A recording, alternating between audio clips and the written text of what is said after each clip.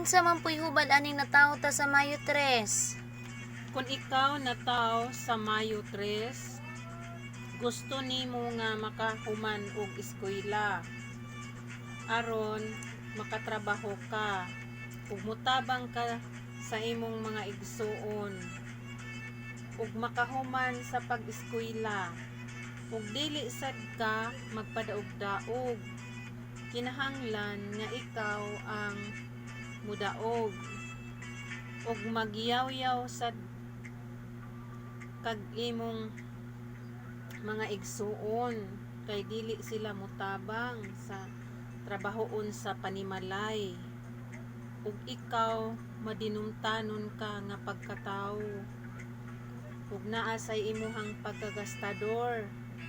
Gusto nimo motor sa tanang lugar sa tibuok kalibutan ug bahin sa negosyo wala ka na linya dihang dapita, na linya ra gyud ka sa trabaho ug pagbantay usab aron matarong ang imuhang kaminyoon. Mao nay hubad sa imuhang Mayo 3. O ayun, nasag kalimot sa pag-like, share, and subscribe this video. Daghang salamat!